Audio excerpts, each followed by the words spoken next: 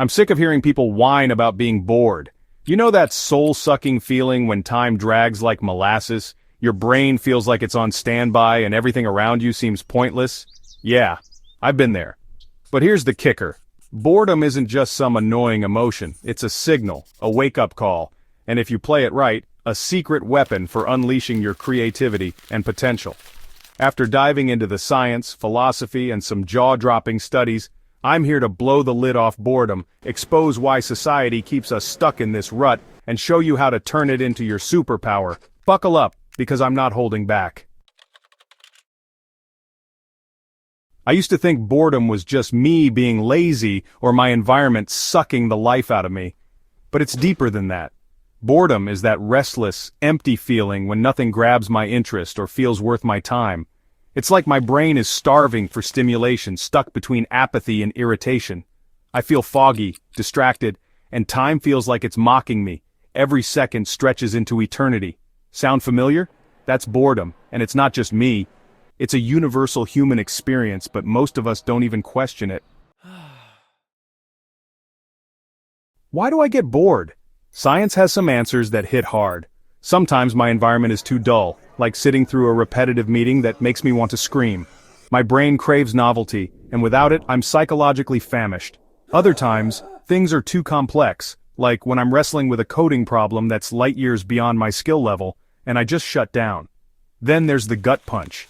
When what I'm doing feels meaningless, like slogging through a job that doesn't align with who I am or what I value. That's when boredom isn't just annoying, it's a full-on existential crisis. Here's where it gets wild. I always assumed my brain was just off when I'm bored, but research from psychologist James Dankert, co-author of Out of My Skull: The Psychology of Boredom, flipped that idea on its head. When I'm bored, my brain is actually working overtime. Two key networks are at play, the cortex, which screams at me to find something worth paying attention to, and the default mode network, which kicks in when I'm lost in my own thoughts, daydreaming about what could pull me out of this funk. These networks are like two kids fighting over the remote. One wants external action, the other wants internal reflection. The result? I'm stuck in a tug of war, desperate for something to spark my interest. This isn't just brain trivia, it's a revelation. Boredom is my brain's way of saying, yo, you're wasting your potential. Do something. It's not a flaw, it's a signal to change my state, seek new experiences, or dig deeper into what matters. And here's the mind blower. Boredom can make me more creative. A study had people do mind-numbing tasks like copying phone numbers, then asked them to brainstorm uses for a plastic cup. Those who were bored out of their skulls came up with more and wilder ideas than the control group. Boredom forces my brain to break free from routine, to imagine, to innovate. It's like a mental gym session, if I lean into it. But let's not sugarcoat it. Boredom can be a silent killer. I've seen it derail people, and I've felt its claws myself. Ignore boredom, and it messes with your focus. Remember Northwest Airlines Flight 188? The pilots got so bored they zoned out, overshot their destination by 150 miles, and nearly caused a disaster. That's the kind of screw-up boredom can trigger when you're not paying attention. Then there's the health hit.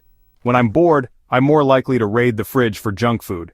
Not because I'm hungry, but because my brain is begging for something to do.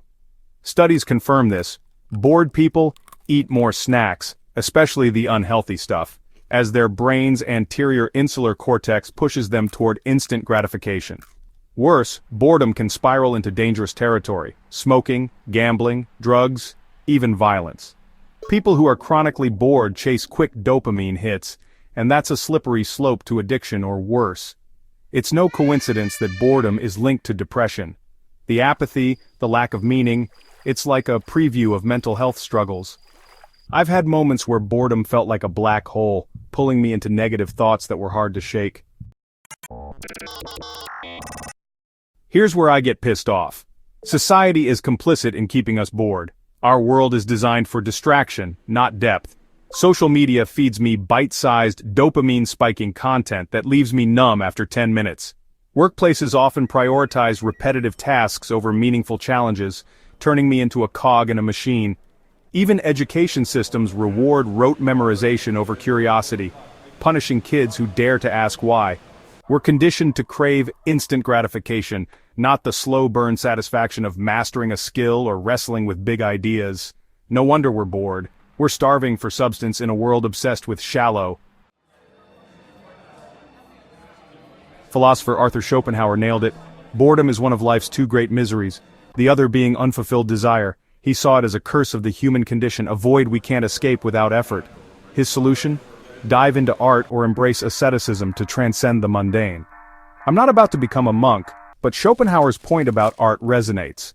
When I lose myself in a novel, a painting, or even a killer playlist, I'm not just escaping boredom, I'm connecting with something bigger, something that reminds me life isn't just a checklist.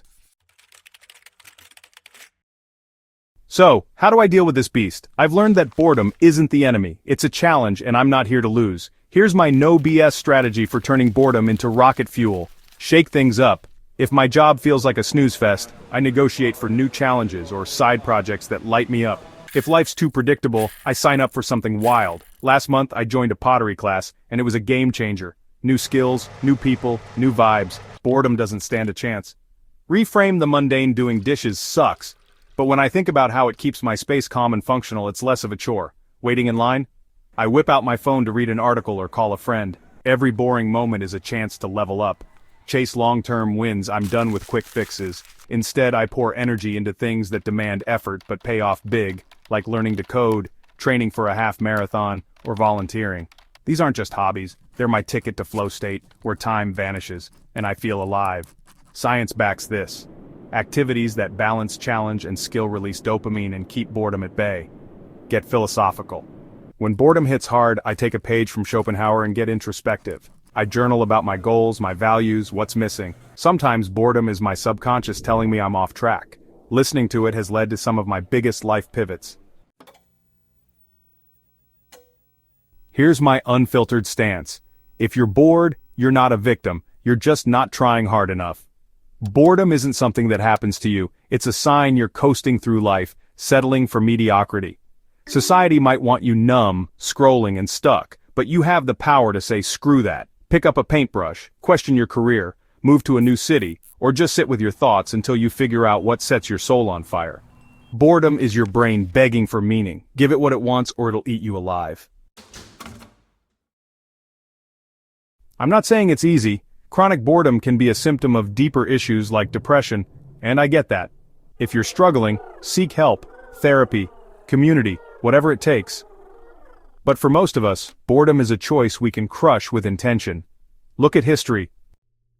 Check one, check. I want to hear from you. What makes you bored out of your mind? How do you snap out of it? Drop a comment with your wildest boredom-busting hack or your hottest take on why we're all so damn restless. If you're stuck in a boredom rut, DM me, I'll throw you some ideas to spark your next big move. And if this hit you hard, smash that like button, share it with your crew, and subscribe for more truth bombs that'll make you rethink everything. Let's kick boredom to the curb together. Who's with me?